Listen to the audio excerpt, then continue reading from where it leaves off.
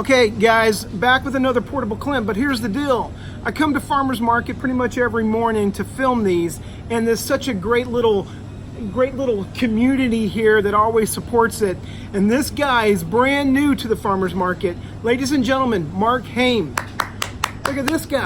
Look at this guy right here. Mark, you are brand new to Farmers Market. Yes, I am. You came here to open up a cheese place. I did. Tell me about that. So the concept behind it, I actually come from pop-up farmers markets all over Southern California. I've been doing it for like 9 years. Okay.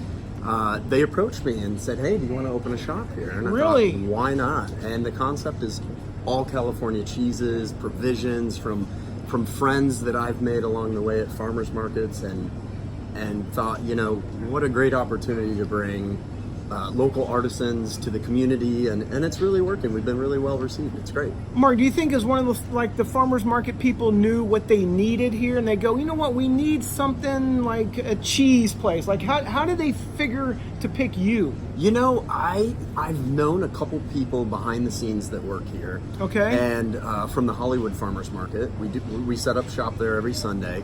And we just known each other for years. They know how I work, the products that I bring to that market. They love it. It's a great quality. It says California, and I think they just thought it would be a really good fit. What's the drawback? Okay, we're gonna hear all the positive stuff. What's the drawback about being at farmers market? Is it because here I hear you have to be here at a certain time every day, no matter what. These hours they're intense. It's 9 to 9. So my partner and I have been working 15-hour days, just plugging away, getting this thing dialed in, and 15-hour days can get a little taxing. Yeah, man. And then a 45-minute drive. I mean, I don't need to let your people but I know about hear the drive. But no, we all take the drive. Trust me, we're us actors. The drive is the drive. That's part of LA. It is. What's the best thing about being in farmers market? Community. 100%. I love meeting locals. I love chatting with people. I love food. I love cheese specifically brings people together. It's a very communal thing, breaking bread together, and for me to be a part of that and getting it to people and them celebrating with it is pretty cool. That's What's nice. the most expensive piece of cheese you have in there? Oh wow. I have a cheese right now that's like $32, $33 a pound. Who buys that? A lot of people. Really? I'm sold out. It took 2 days. Seriously? Yeah, it's a goat Gouda that's insane.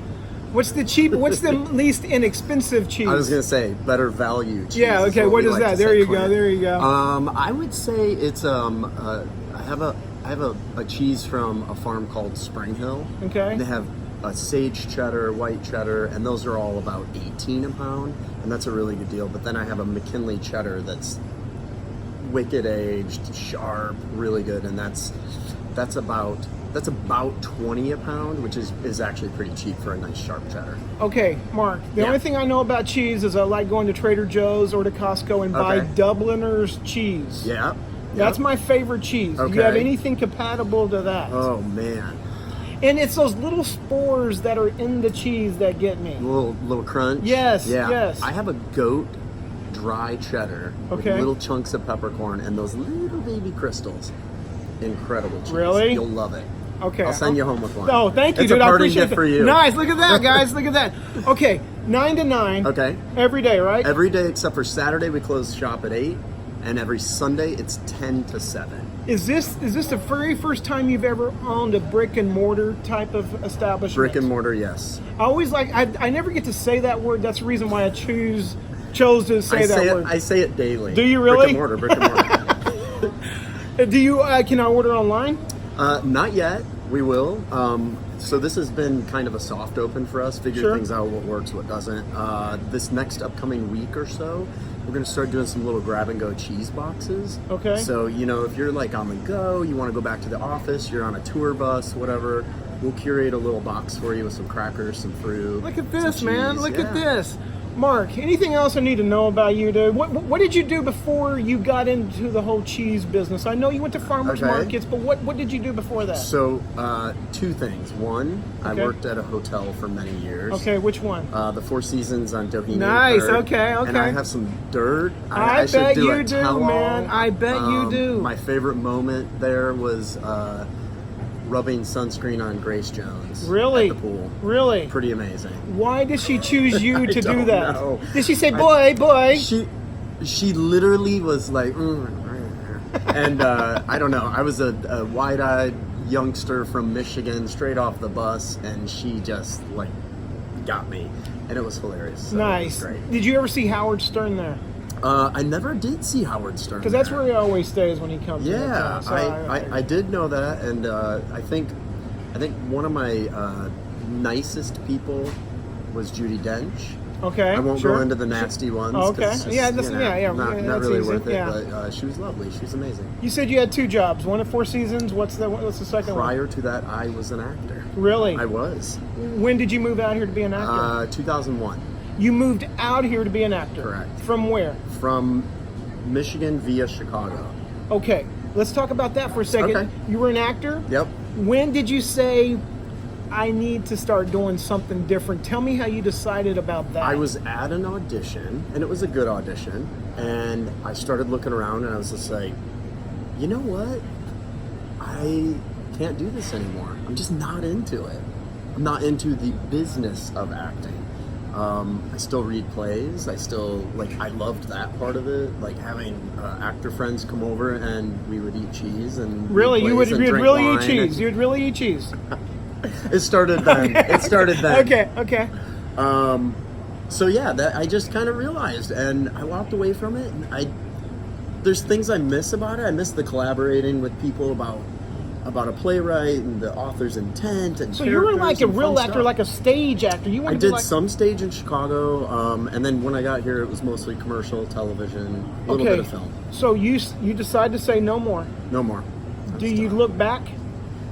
I look back with appreciation for a lot of it. It changed the way I think about things and how I interact with people, and I love that part of it. I do not miss it yet, but I also know that someday it'd be really cool to maybe go back to it, older, and with just such a different wealth of, just a different chapter of my life. That's, and this just happens to be this chapter right now. I like that, man. Everybody should have a different chapter up to different things, because that's a well-balanced life. Because, as they say, if you just are just an actor, then you're boring. 100%. So and it it's was a good lot to of have those boring actor conversations. Yeah. No, they get it. They get it. They get it. Okay, what's the number one thing you want to achieve in life now? I know you want to have a successful cheese business, but what is it that what wakes you up like, man, I want to achieve this one day? I would love to have success from the food and, this farmer's market world that I'm such a part of now. To bring good food like this, good healthy quality food to underserviced communities. That's a big part of to underserviced. What do you mean by food that? Communities. So if you go to lower income communities, especially here in LA, or part of where I started also is in the Coachella Valley. There's a lot of people in communities where they don't have good groceries, they don't have good food. It's only in certain areas. They have fast food, they have convenience stores, they have gun shops, they have cash and goes, and it's unacceptable. I like that, man. Yeah. That's kind of, if Trader Joe's is guilty of anything, they won't go into a low income. They have a formula. Yeah, they have a formula. But obviously it works. It works. But I like your format. Go into those communities. So the concept that I have, that I would love to roll out at some point, is to open up little bodegas that are all like fresh produce, fresh food, and hire people specifically from that community that can walk to the bodega. Yes. And hopefully have it be a not-for-profit. All the money that it makes goes back into subsidizing the food. Mark, so I love cheaper. this, man. So, teach. I hope so. I hope that's what I really would like to do. And any grant writers out there, you are wanted. Right. Mark, I'm going to just sum this up. Okay. I always come here. You're brand new. Dude, you've been so nice. Every single day I show up, you're like, hey, Clint, go get him today. You're just like, so I appreciate you being so nice to me to let me do this right in your backyard. All right, Mark, do me one last favor. Okay. Will you tell everybody bye out there? Bye. It had to be cheesy.